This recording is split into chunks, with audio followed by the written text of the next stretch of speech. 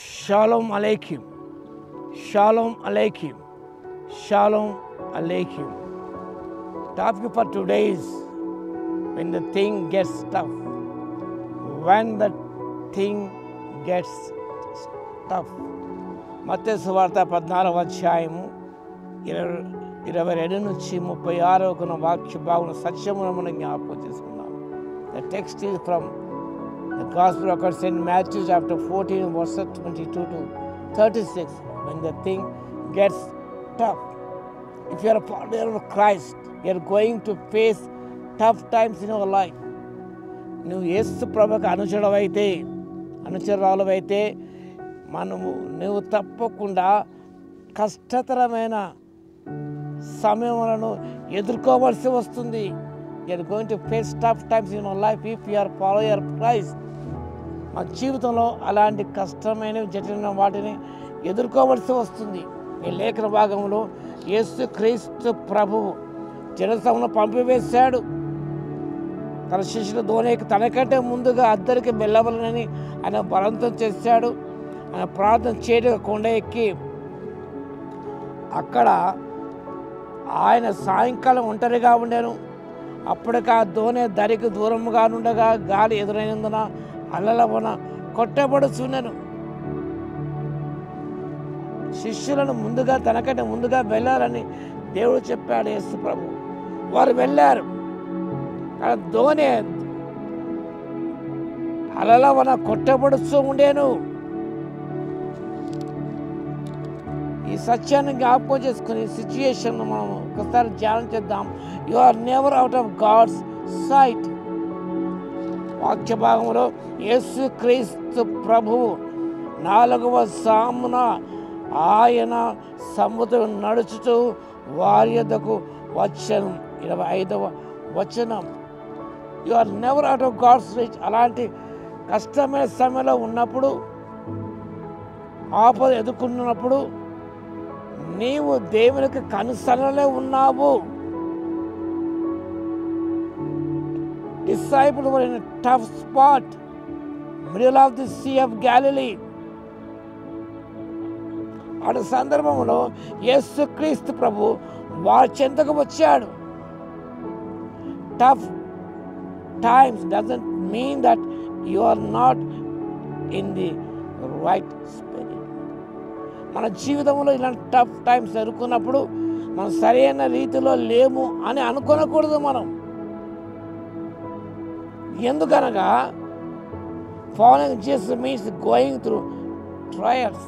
ప్రభుని వెంబడించనగా మన శ్రమల గుండా వెళ్ళవలసి వస్తుంది. ఎందుకనగా దేవుడు ఆర్థిక నడిపిస్తాడు మనల్ని. రెండు సత్యం జ్ఞాపకం చేసినప్పుడు you are never out of God's reach. Yesu Kristu ప్రభు వారి చెంతకు వచ్చాడు. ఆయన 25 నుంచి 26 వచ్చిన జ్ఞాపకం చేసుకున్నప్పుడు Jesus on the land and disciples in the midst of the sea. కానీ యేసు ప్రభువు వారి చెంతకు వచ్చాడు. ఆయన 4వ సామున యేసు ప్రభు వారి చెంతకు వచ్చాడు. You are never out of God's reach. ప్రభుకు అందుబాటు లేని స్థితిలో లేవు. You are within the reach of God in the midst of trials, tough times.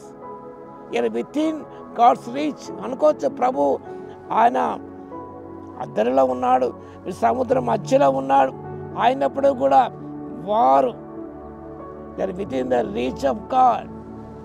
దేవుని యొక్క కనుసన్నలో వారు ఉన్నారన్న సత్యాన్ని వాక్యం చక్కగా ప్రబోధిస్తున్నది. You are never out of God's care. 27 నుంచి 30 గమనించినప్పుడు యేసు క్రీస్తు ప్రభువు you have little faith, why did you doubt.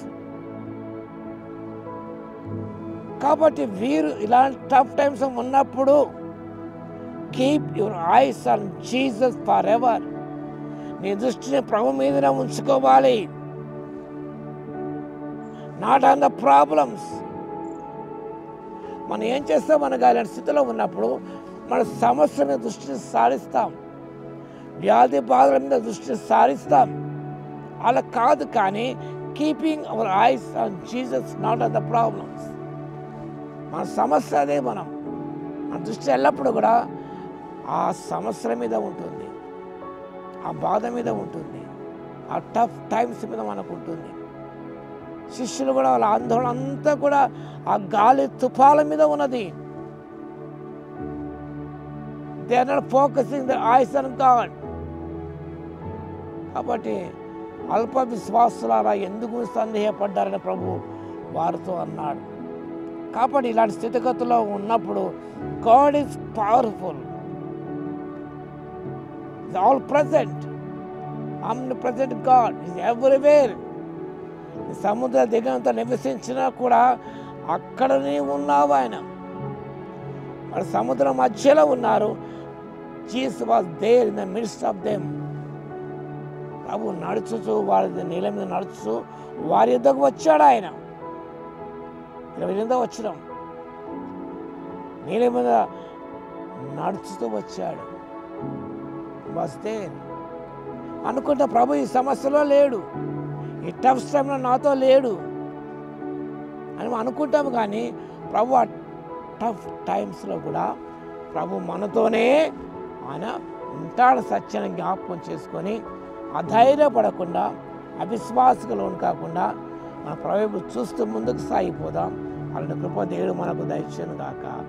ఆమేన్. ప్రార్థన చేద్దాం. స్థితిక పాత్ర మహోన్నతుల మీ స్తోత్రాలు తండ్రి.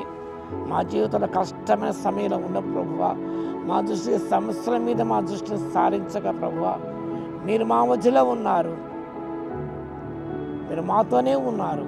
అది సత్యాన్ని గమనించి మా తండ్రి అల్ప విశ్వాసం లోను కాకుండా మా ప్రభువా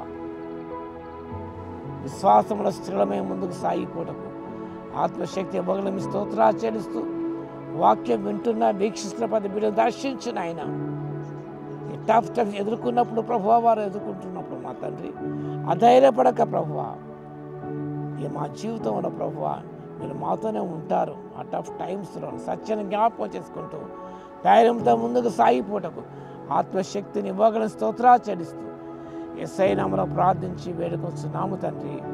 ఆమేన్.